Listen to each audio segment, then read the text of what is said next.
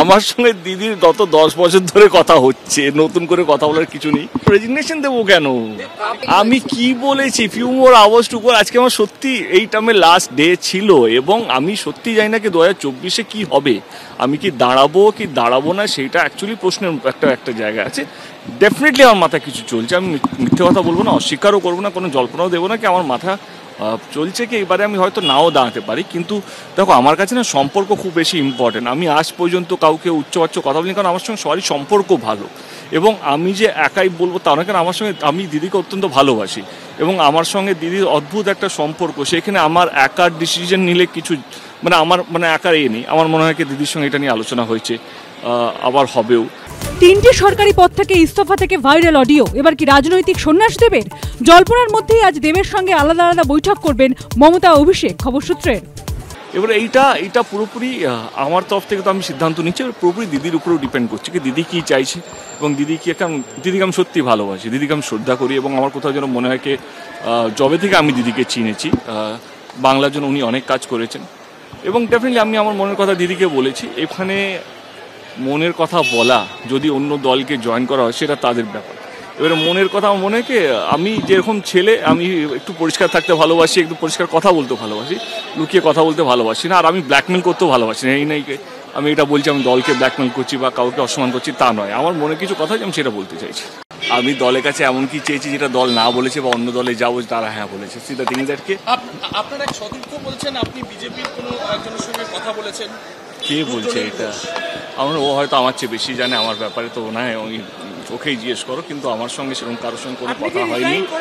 কেন রিজাইন করব?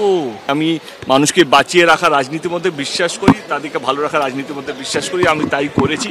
আমি এবারে ডিপেন্ড করছে পদে থাকি বা পদে না থাকি। এবারে মানুষে ভালো কাজ করার জন্য তার জন্য আমার মনে হয় না পদ লাগে, তার জন্য কোনো পোস্ট লাগে না, এমনিও কাজ করা যেতে পারে।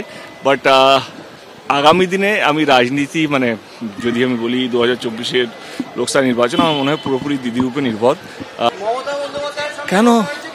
কেন হবে না? কেন আমার দলের নেত্রী। আমি দাঁড়াবো কি দাঁড়াবো না সেটা স্টেজেও স্টেজে বলছি, পার্লামেন্টের ভিতরেও বললাম, সেটা বড় কথা নয়। বড় কথা হলো এটা কোনো সিপিএম বিজেপি বা টিএমসির দাবি নয়। ঘাটাল মাস্টার প্ল্যানটা হচ্ছে মানুষের দাবি, ওইখানকার দাবি 1950 থেকে চলছে এবং এটা যেহেতু আমি ওইখানকার একজন সাংসদ, তো আমার দায়িত্ব প্রথম স্পিচ আমার এই ছিল, এইবারেও লাস্ট স্পিচটা সেটা নিয়ে শেষ করলাম এবং অনেকেই বলছে নাকি 1600 কোটি টাকা বরাদ্দ হয়েছে কাটমানির জন্য, কে কত ভাগ পাবে, তার সেটার জন্য কাজটা হয়নি। আমি গত ডিসেম্বরও তার কোশ্চেন করেছিলাম যে টাকা কবে দেবেন, কি অবস্থা, সেই পুরো স্টেটাসটা আমার কাছে আছে, সেটা আমি আপনাদেরকে দিয়েও দিচ্ছি যে আজ পর্যন্ত সেন্ট্রাল গভর্নমেন্ট কোনো টাকা দেয়নি ঘাটাল মাস্টার প্ল্যানের জন্য। প্রথম, দ্বিতীয়ত স্টেট গভর্নমেন্ট নিজের মতো করে নদীগুলো পাড়গুলো বড় করার চেষ্টা করছে, নদীর যেগুলো পড়ে যায় সেগুলোকে ড্রেনেজ ক্লিন করার চেষ্টা করছে যাতে জলগুলো যেন বেরিয়ে যেতে পারে, সেটা স্টেট গভর্নমেন্ট করছে। কিন্তু এইটা এত বড় একটা উদ্যোগ, এত টাকা কমিয়ে আছে, সেইখানে শুধু স্টেট গভর্নমেন্ট একা কিছু করতে পারবে না, সেখানে কেন্দ্র সরকারকেও সঙ্গে আসতে হবে এবং আমার মনে হয় এটা নিয়ে রাজনীতি করে তো লাভ নেই। আমার মনে হয় যে জিনিসটা মানুষের ভালো হয় সেই জিনিসটাকে চটকিয়ে রাজনীতি করে লাভ নেই।